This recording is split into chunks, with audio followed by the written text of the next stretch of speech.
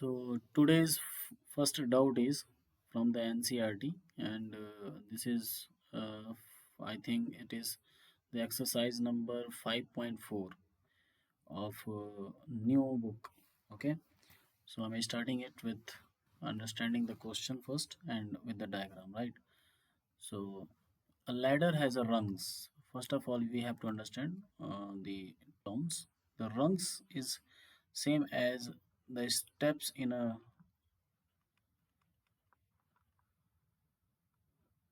any stair. Okay, so here also the steps are also known as rungs in the case of a ladder that is made up of wood or steel or aluminum. Okay, so these are the steps which are known as rungs. Okay, which are 25 centimeter apart. 25 centimeter apart. Okay, 25 centimeter apart means each and every rungs are at a distance of 25 centimeter. Okay, the consecutive rungs. Okay, and the length of rungs is decreasing from the bottom to the top. The first rung is of width of 45 centimeter, and at the top it is of 25 centimeter. If the top and the bottom rungs are at 2.5 meter apart, 2.5 meter apart, so what is the length of the wood required for the rungs?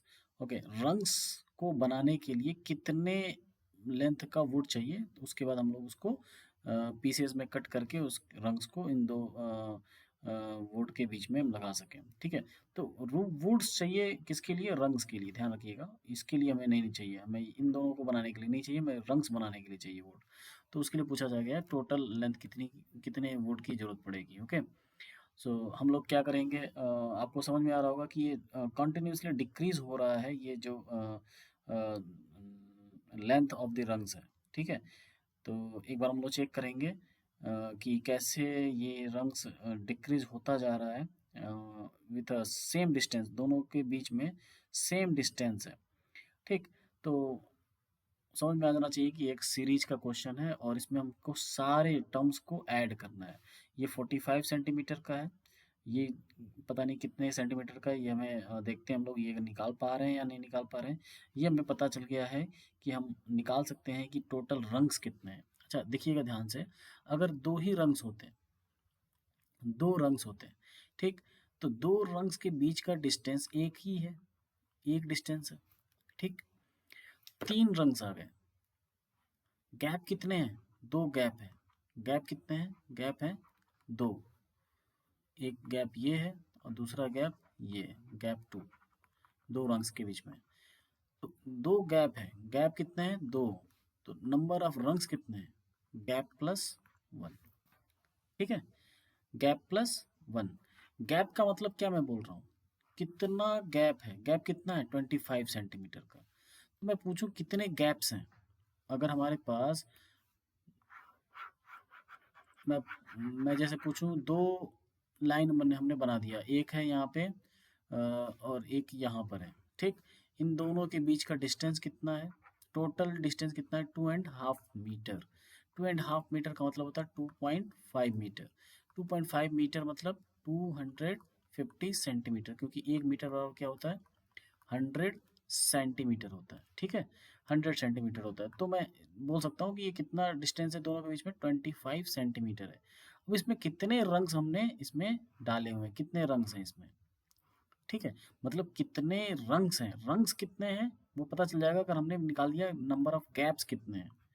ठीक है, तो ये अगर मैं बोलूँ यहाँ पे चार गैप है, तो रंग्स कितने यूज हुए? 1 2 3 4 एंड 5। इसका मतलब गैप से एक ज़्यादा होगा नंबर ऑफ रंग्स। ठीक, तो नंबर ऑफ रंग्स को मैं एन से लिख देता हूँ, number of rungs equals to gap plus one. ठीक, अब मैं बोल रहा हूँ कि कितने, कितना टोटल डिस्टेंस कितना है, दो टॉप टू बॉटम में डिस्टेंस कितना है? 25 सेंटीमीटर। तो गैप की वैल्यू मैं निकाल रहा हूँ, तो टोटल लेंथ कितनी है? Total length, total length divided by length of one gap, length of one gap. तो टोटल लेंथ कितना है, देखिए टोटल लेंथ है 250 सेंटीमीटर डिवाइडेड बाई 1 गैप के बीच का डिस्टेंस कितना है 25 सेंटीमीटर। ठीक है, तो ये आ गया 10 गैप्स, टोटल 10 गैप्स हैं। तो नंबर ऑफ रंग्स कितने होंगे, नंबर ऑफ रंग्स कितने होंगे, गैप प्लस 1, ये कितना हो जाएगा 10 प्लस 1 दैट इज 11, कितना हो गया 11 हो गया। ठीक है, ये हो गया number of gaps, sorry number of rungs. Okay, तो नंबर ऑफ रंग्स हो गए हमारे पास 11। ओके, तो पहले रंग्स का लेंथ कितना है 45, लास्ट रंग का लेंथ कितना है 25 सेंटीमीटर में।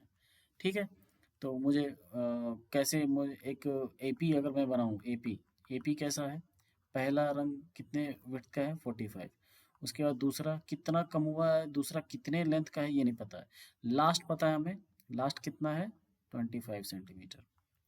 ठीक है, तो पहला टर्म ए मुझे पता है और लास्ट टर्म भी मुझे पता है, ए पता है, एल पता है। एल को कभी कभी हम लोग क्या लिखते हैं टी एन, मतलब nth टर्म। टोटल n कितना है, n कितना है टोटल 11 है। इसके बीच में कितने टर्म्स आएंगे हमारे बीच में, इसमें ये हो गया A1, दूसरा आएगा A2, ऐसे करते करते करते करते लास्ट वाला क्या होगा A11, क्योंकि कितने टर्म्स हैं 11 टर्म्स हैं। ठीक है, तो इसको मैं A11 भी बोल सकता हूँ, इसको L भी बोल सकता हूँ और TN भी बोल सकता हूँ। अब मुझे निकालना है कि ये सारे लेंथ जुड़ते जुड़ते जुड़ते कितने हो जाएंगे, टोटल लेंथ कितनी होगी, टोटल रंग्स की, टोटल सारे रंग्स के लेंथ को ऐड करने के बाद कितनी वैल्यू आएगी। तो मैं निकाल देता हूँ SN। SN क्या होता है, तो मुझे ये तो पता नहीं है हमें कि D कितना है, दो रंग्स के विड्थ का जो डिफरेंस है कितना है। जैसे मान लो कि ये दूसरा है और ये पहला है, तो ये इसका तो पहला तो पता है 45 है, दूसरा कितना कम है ये नहीं पता, तो डी तो लगा नहीं सकते अभी। तो डी नहीं लगा सकते तो हम लोग क्या करेंगे, ये फार्मूला यूज़ करेंगे, कौन सा, समेशन का n/2। अगर डी आपको नहीं पता है तो ये आपको बताया था मैंने, a प्लस एल वाला फार्मूला यूज़ कर सकते हैं, n/2 इंटू ए प्लस एल। एल की जगह पे आप ऐसे भी लिख सकते हो, आप फार्मूला कैसे लिख सकते हो, n/2 ए प्लस टी एन भी लिख सकते हो। ठीक, इसको ऐसे भी लिख सकते हैं आप n/2, और हमारे पास पता है हमें कि इस वाले को टर्म को क्या बोलते हैं, इसको बोल रहे हैं हम लोग A1 क्योंकि फर्स्ट टर्म है, और लास्ट टर्म क्योंकि मुझे पता है कि कितने टर्म्स हैं, तो मैं इसको लिख सकता हूँ A प्लस A11। ठीक है, तो एस एन निकाल सकते हैं हम यहाँ पे, एस एन क्या होगा, एन कितना है 11/2, A1 कितना है 45 और लास्ट टर्म कितना है 25। ठीक है, तो 11/2 multiply by 45 plus 25 is 70।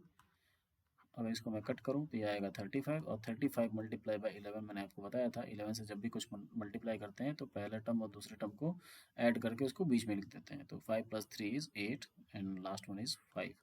So the total length of wood is required to make this rungs is 385. Okay. Okay. I think समझ में आ गया होगा।